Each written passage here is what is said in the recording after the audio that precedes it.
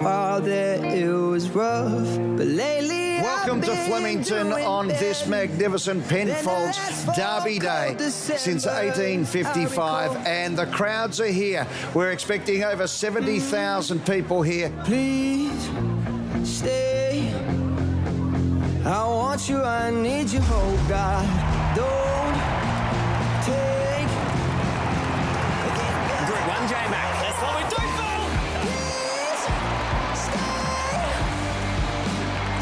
And they're racing. It's going well, and Gold Rush Guru won the Derby. This is one of the stories of the day, if not the week. Jamie Carr's remarkable day just takes another amazing twist.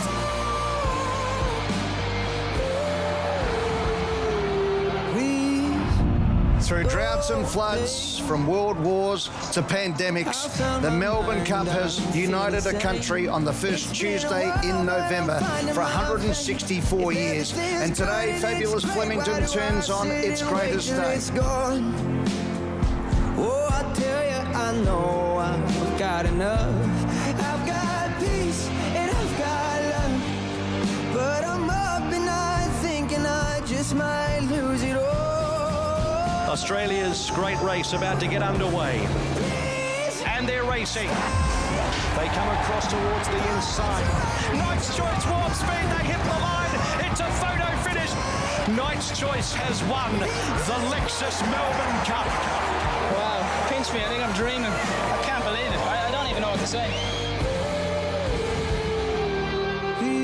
Ladies' Day, it's Crown Oaks Day here at Flemington. Beautiful conditions.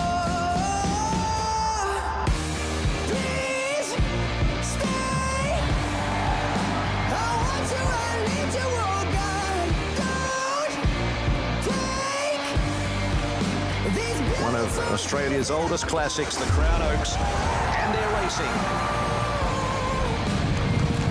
Treasure the moment, it's one to savour. Treasure the moment, won the Oaks. And what a sight it is, Flemington here, and it is looking a peach.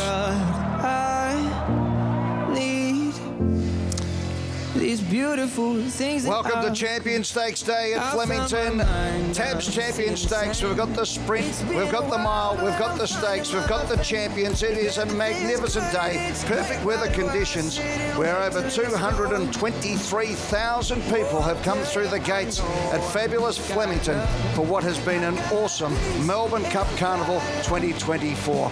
The champions have all been running through. There's been so many stories, and Francesca Camani and Billy Slater join me on the desk as we recap the first 3 days with probably the biggest day of racing in Australia, not probably, the biggest day of racing in Australia about to unfold in front of us today. How are you, Francesca? Really well, thanks, Eddie. Good to see you, Billy, as well. Can't wait for more horseback interviews. But what we've had already this week is amazing. You watch that recap and you think, geez, that was only last Saturday that it started. 3 incredible days on the track so far. And like you say, the best could still be to come with the fields that we've got brought together today. Penfolds Victoria Derby Day, great day for J-Mac and also for Chris Waller, but it was Jamie Carr Day. She had a nose broken, she got rubbed out for 10 meetings, she won for Cole McKenna, and then she won the Derby. Unbelievable. She'll be joining us on the desk at some stage throughout the course of this afternoon. Then, of course, the Melbourne Cup, there it is again. The rank outsider, Robbie Dolan, the magical voice of Robbie Dolan. He's singing, he's riding, he was up at Ipswich over the last couple of days, and he's back here today to celebrate. It was one of the great stories, and Sheila Laxon becoming the first woman to train 2 Melbourne Cup winners. And then, of course, Oaks Day, we had Treasure the Moments, and Damien Lane's second Oaks win, having won in 2018, was just so many great stories throughout the course of the week. Well, this place turns battlers into champions. You look at the Robbie Dolan story, that's incredible. But the drama-filled Derby Day for Jamie Carr, like, I was up close and personal with that, and those storylines are amazing. Now, the Group 1s, the emotions that the jockeys show directly after they just win some of the biggest races of their life. So it's been a great week, but I think today's going to take the cake. What about your bromance with James McDonald? Well, I talk to him every second race. I'm running out of questions. Well, you might have to get a few today because it's a big chance. He's the only jockey to have won 7 carnival events 3 times. So 7 races in a carnival 3 times, and his record of 10 is on the line today. Francesca, it is an amazing racing day today. The stake winnings are about $160 million for the horse competing. All roads lead to Flemington on Champion Stakes Day these days, and it's wonderful to see the big names coming for the big races. Yeah, it's been brilliant having the kind of switch around of races, so putting what was your Manicato on Champions Day and making it the Champion Stakes. So we've got the sprint, the mile and the mile and a quarter race. Great prize money up for grabs in all of them, but you don't always get the right horses turning up. But this year, more so than ever, we've got all the big names in the sprint. We've got Giga Kick, we've got Bella Nipotina, we've got Sunshine in Paris, all the horses that finished behind pretty much. Her record down the straight is going to be so interesting. She's 0 from 10 so far, so can she put that behind her today? And then in the mile, we've got Mr. Brightside. What a star he's been. Pride of Jenny. Can she kick and dominate again? But plenty of other chances in that race too, including Fangirl. Including Fangirl. Massively. I think it's really open, the mile, actually. You can give loads of horses chances.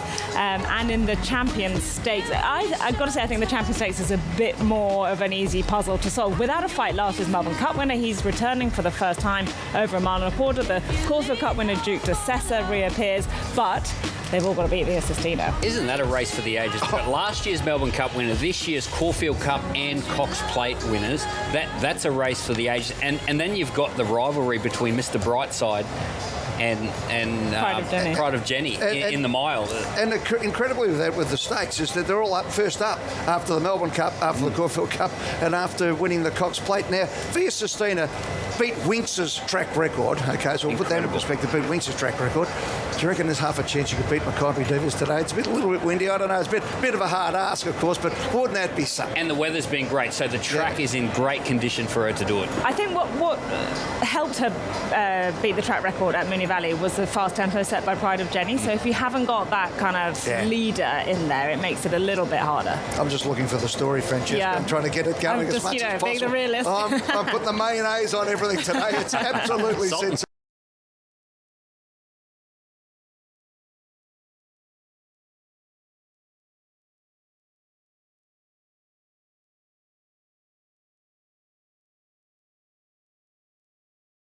This quality of racing today, what a privilege it's been throughout this Cup Carnival, but down here in the mounting yard alongside Grace and Gator and guys today, a stacked 9-race card where we'll be searching for some winners and quality wherever you look. Yeah, I mean, as a true racing fan, a big nerdy racing fan, as I say myself, this is the day, Gator, that I've been most looking forward to because it is a clash of the titans in each of the 3 Group 1s. Yeah, I think that was the objective, wasn't it, when they came up with the concept of TAB Champion Stakes Day. It hasn't come to fruition. It's effectively, we've been using the Olympics as an analogy all the way through. This is that, world-class racing, the best racing, the best. Track conditions today, Gator? Rail comes out 8 metres, so we saw late on the day on Thursday in the circle races, they were just edging off the inside a little bit. Run-on horses were certainly getting their chance. Without much wind today, I'm expecting a level playing field, perhaps off the inside, but again, run-ons to get their chance, Grace. And when we're looking at the straight course, which we will be on a number of occasions today, including the Champion Sprint, definitely look for those horses that can get to the wider lanes. Drawn outside is a big advantage. Love seeing these shots of the jockeys out there doing their pre-race business on the track, and James McDonald, one of those, and look at him chasing down today his Cup Carnival record of 10 wins. He sits on 7 after what's been an incredible few days for J-Mac. He's there in the Via Sistina colours. We'll see them combine later today. He's at the top of his game, and Exhibit AU2 was that ride on Emilita in the Red Roses Stakes on Thursday. Yeah, that's her last now in the Winx colours, if you don't mind, from gate 1. And Grace referenced the inside wasn't the place to be. They had a plan. He nailed it. And that's what the great riders do. Not only do they have the great natural talent, Grace, but they have a plan, they have a preparation that's unmatched, and then they have to go and execute. Yeah, and look at that gap that he takes there. Fantastic footage from the jockey cam. We can see how tight that was, but he had the horse to be able to get into it.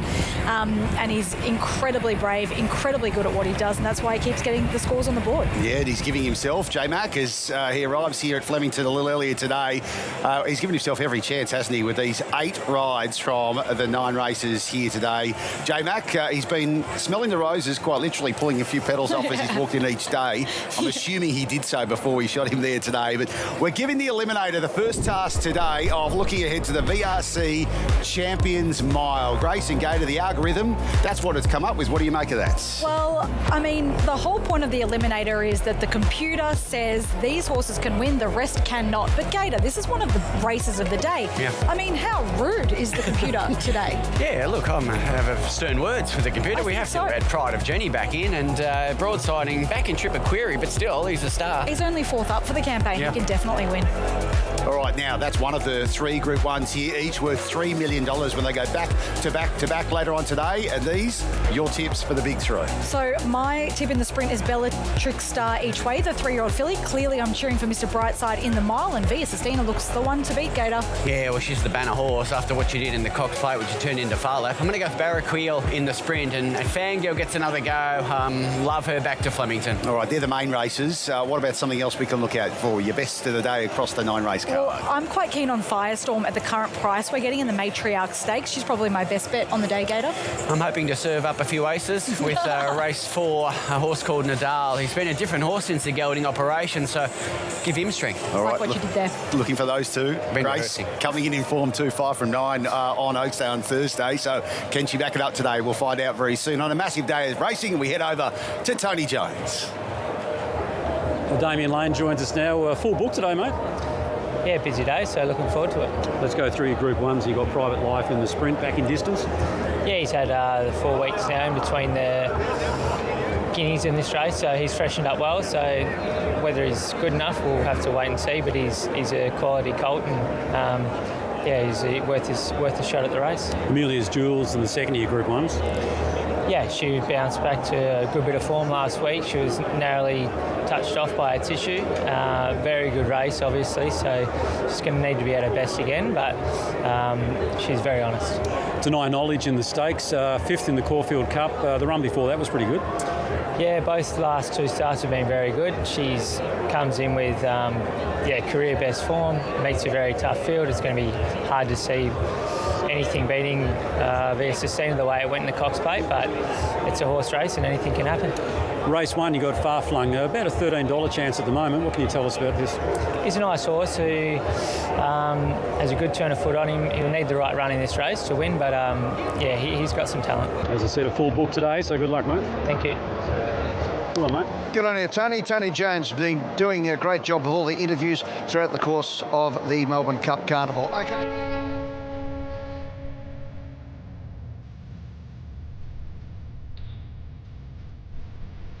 Flemington's a unique place because it has this magical aura about it. What a sight it is, Flemington in all its glory today.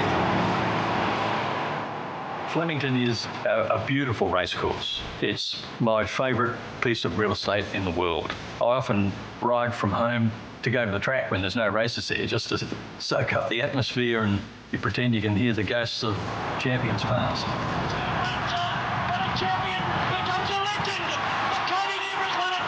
The history is the first thing that strikes you. You just immediately think about some of the great Melbourne Cup winners and the champions of the turf as soon as you walk in here. And then you go and have a little chat to Bart, who's standing there at the 50-metre mark. Beautiful track to ride, Flemington. You know, the atmosphere is fantastic. When you're talking Cup Week, you've usually got 80,000 plus there. It's just a beautiful track. They've got the crowd on the inside there on Cup Week. It's a massive atmosphere. I've ridden all around the world and all around Australia, and there's nothing like Flemington because it's not like a tight turning track where you need luck and you need this and that to happen. Leaders can win, horses in the back can win. It's just the best horse in the race.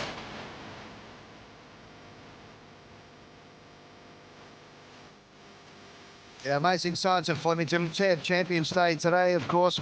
It is one of the biggest food and wine festivals in the world, one of the biggest fashion festivals with $750,000 worth of prizes this week. And one of the great gardens of the world with the beautiful blooming roses, not to mention the magnificent athleticism of the jockeys and the horses and the entrepreneurship of the amazing owners and, of course, the nous of the trainers. It brings everything together. It is an amazing week of sports. Let's go to a champion in her own right, Elena Dokic.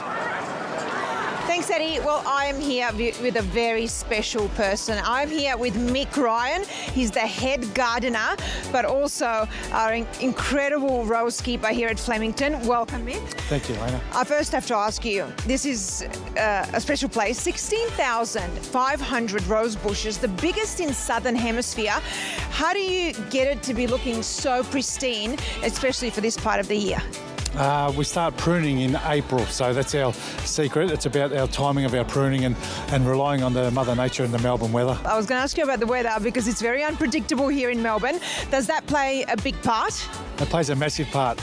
In August, it was the hottest August on record, so I was nervous from August all the way till now. And a couple of days ago we had 30 degrees and 34 degrees and 80 km/h winds and good old Melbourne, just a lot of sleepless nights. Now, when it comes to your passion with gardening and with roses, where does it come from? Because you've been here for 35 years. Yes, I have been here for a long time. My dear mother, who just recently passed, she got me into roses. She loved her roses and she loved her gardening, and God bless her, yes. So it all come from my mum. Well, thank you for what you do. It's incredible. Thank you for your passion. We love it, and we look forward to more work from you. Thank you so much. Enjoy your last day. Thank you, Lana. I'm looking forward to it. Great stuff. Thanks very much, Elena Dockies. They're the size of cabbages out here. They're magnificent, the roses. And if you like the smell of them, and I've been lucky enough to walk down to the Manning Yard throughout the course of the carnival, you can actually buy the scented candle now from the VRC. Go onto their website and have a go there. I've got one at home at the moment. It's just absolutely magnificent. Australia's great race about to get underway. The 164th running of the Lexus Melbourne Cup, and the field is set to go. And they're racing. Akita Sushi grabbed by Zardozi. Knight's Choice is coming through at any old price. At Warp Speed as well. Zardozi grabbed by Knight's Choice and Warp Speed coming at it. Knight's Choice, Warp Speed, they hit the line. It's a photo finish. Knight's Choice is the winner. It is a rank outsider. Knight's Choice has won the Lexus Melbourne Cup. Wow, pinch me. I think I'm dreaming. It's incredible. I can't believe it. I don't even know what to say. One of the great enduring pieces of vision from the Melbourne Cup Carnival, Robbie Dolan and his family walking off the course with the Melbourne Cup in hand. Here it is. It's a little bit worse for wear too. Robbie boy. Get your hands off it. Oh, sorry. Okay. It looks like a few people have had their hands on it by the sticks. It smells all right too. Hey, congratulations. Now, the last time you and I spoke on this very desk, you were rapt to be at Flemington and that you're in your first Melbourne Cup. Your father, your da, as we say in Ireland, Bobby was here with us. He's back home now, a celebrity, and you're getting carried around by Olympic gold medalists. How much has your life changed since Tuesday? It's incredible. I said to my dad before he flew back, I said, you realise you'll probably never have to buy another drink for the rest of your life back home. And you know, it was just amazing to have him there, have my partner Christine and little Maisie there, and it still hasn't really sunk in, to be honest. Now, the last time, as I said, we spoke, you said to me, whereabouts is this studio? Is it around the 200-metre mark? And is that the clock tower over there? Yeah. So you're still getting your landmarks. You certainly picked it up pretty quickly. For sure. I said to myself, I'll wait till I get to the studio before I start moving. And, well, it seemed to work, didn't it? It worked beautifully. When did you know you had the horse underneath you at this stage? Because you were down the back of the pack, and that horse did not run one extra step than it needed to. It was magnificent, right? Yeah, look, it was... I always felt they were going too quick, to be honest. I felt I would be a little bit closer in the run, but I was surrounded by all the horses who I thought I would be around anyway.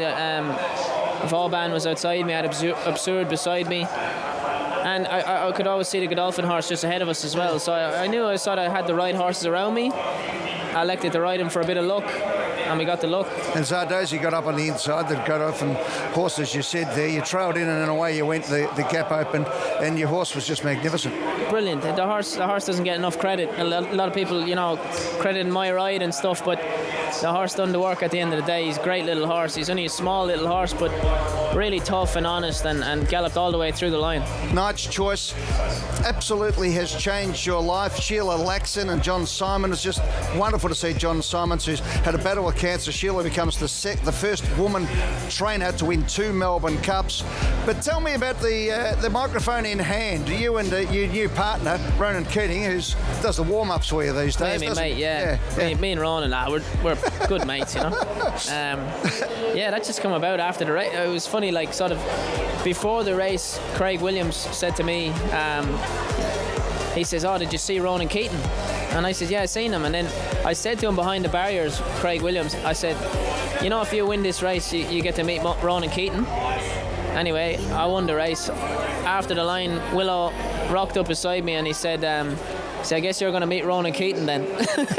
And then, anyway, somebody put us in contact and he asked me did I want to sing with him at the Oaks Ladies Lunch. Yeah, it was unbelievable. But not only that, the shot of you and Ronan embracing, the 2 Irish boys coming together who have come to Australia. Now, Ronan was a star beforehand, but he's married in Australia now, lives in Sydney. But you came to Australia really with nothing other than hope in your heart. And you've built a family, and now you've become a major sporting figure in this country. It's an amazing story for a boy from Kildare in Ireland. Yeah, thank you. There's the shots there with Ronan. He was actually telling me there that he had a bet on me. He had a good mate of his name is Barry Knight, and him and all his mates backed it because they had Knight in the name, like Knight's Choice. So yeah, he probably made a heap of money off me as well. Well, Knight's Choice. That's probably why he let me sing with him. Exactly, Knight's Choice. And Rob, what about the singing? It is something, obviously, we saw you on The Voice, we saw you on Cox Plate Day a couple of years back. Is that something you can actually seriously do while still performing as a top sportsman? Look, it's difficult to juggle. I won't lie. It is difficult to juggle. I tried to do it after I finished The Voice and stuff, and it's a lot of people don't really take you serious. You know, do you want to be a singer? Do you want to be a jockey? And being a jockey is not easy. You really have to put 110% into it, or else you're not going to get the results. Yeah. But I think maybe some people might look at me a little bit different now. Oh, mate, you've got the 2 parts to your life there. And, of course, up at Ipswich, what was it like walking into the jockey's room in Ipswich? And it must have been amazing for you. Yeah, it was good. Now, it was sort of... It was 40 degrees, to be honest. I was absolutely roasting. But it was good. Like, I had a lot of old people and even young kids come up to me and say they really appreciate me just sort of going to Ipswich and showing my face and showing, like, that you still need to work hard even after you succeed in something. Well, I love the fact you won 5% prize money. You had a win, a second and 2 thirds. So you had a good day out at Ipswich. But that all came up to a couple of $1,000 maybe with riding fees, having come off the back of $220,000. And what I loved was you said you've had enough posh food, you wanted some KFC on the way home. Yeah, we got some KFC on the way home. It was good. Good idea, mate. Well, we've got another sponsor for you there, okay? There you go. Give us a shout, KFC. Looking after you. Mate, Robbie, you've been sensational. What we've loved about you is the way you won as a champion, but the way you've behaved afterwards as an entertainer, but also somebody who has just embraced the whole day. Good on you. Thanks very much. Congratulations, Rob. Appreciate it. Good stuff. And Bobby's back home in County Kildare, not buying a Guinness for the rest of his life. We'll take a break. This is Champion Stakes Day for Tab, right here on Nine's Wide World of Sports.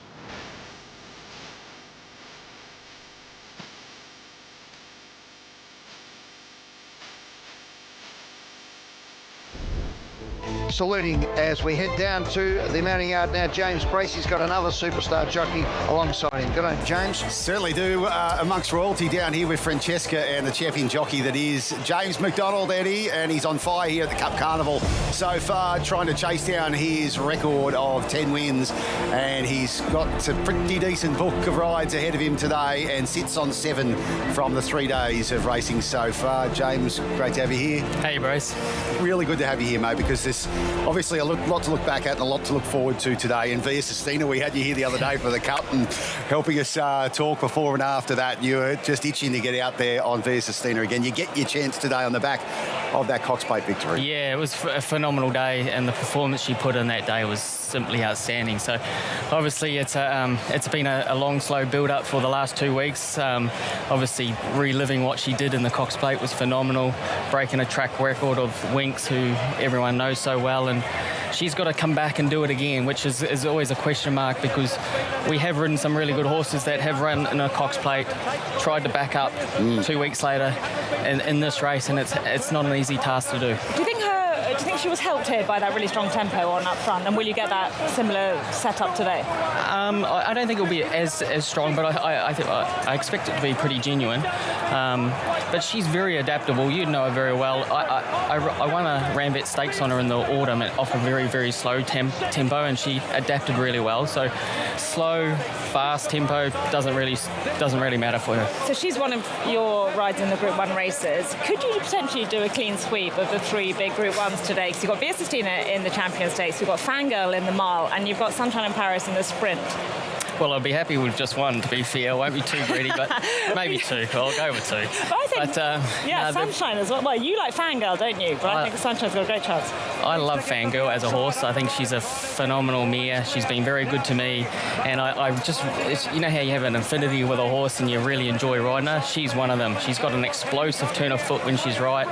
And, she sets up really well today. I think she's the only horse that's been set for this race. What do you make of that performance, huh? Yeah, it wasn't ideal, but we rode her a little bit upside down. Horses obviously have their racing styles, and when they do get a bit out of a comfort zone, and like a horse like her, she's got a really good turn of foot, and I reckon I just used it a little bit too much too early, so we'll look to revert back to her similar tactics. Sunshine in Paris, your other big hope that Francesca's a big fan of as well. Yeah, she's a lovely mare. She's never far away. She's very consistent, and I think the difference with her, she's never been down the straight, but I'm looking forward to seeing her down the straight, because she tends to get a fair way back, and I reckon if we can race a couple of lengths closer, she'll be in striking distance to go. Bango. I love how pumped you get about it before and then obviously after with your mate Billy as well. One thing we have noticed here, Francesca, is the routine of you when we've got our cameras on you and you walk in for your race day at Flemington, the smelling of the roses. Is it just here that this happens? Obviously the roses are so special here. Is this just a Flemington thing for you, and is there a certain amount of roses, a certain colour of roses? I want to know all the intricacies. Well, I'm very superstitious, and ever since 4 years ago I really embraced this carnival, and I've really enjoyed coming here to ride. And the first time I did it, I smelled 3 roses on the walk-in, and it's been pretty lucky for me, so I've just carried it on. And I love the atmosphere here. I love how it's so bright, vibrant, and it just pumps you up when you walk in. And so any other superstitions? Lucky pants? Yeah, jocks. And if I don't ride a winner with my goggles on, those goggles get thrown out. Oh. So the jocks. I've had them a long time. I'm glad we cleared that up. Now, your mate Robbie Dolan, it's been fun watching him after winning on Knight's Choice, and this was a beautiful moment for you two post-race. You got to watch it from here with us. It meant so much to him, and the story, it just never gets old, does it? Then going on and singing with Ronan and giving you a bit of flack along the way. Yeah, it means so much to every jockey competing in that race. Like we said before, it's a race that changes a life, and I reckon Robbie will be the same. Not that he's been a superstar singer for a long time, so he's well known, but he loves being a jockey. He's very passionate about it, and he's a very good one at that. So it was a huge thrill to see him win it. Great to have you here, J-Mac. Thanks, guys. I know you and Billy have developed a bit of a rapport behind the barriers too, mate. So hopefully there's a few more interviews between you two coming later today. Thanks, guys. You just get off your box now. Yeah. I'm not that tall, you know. Go on, jump off it. Nah. Oh, he's a bloody good sport, this guy. Good on you, J-Mac.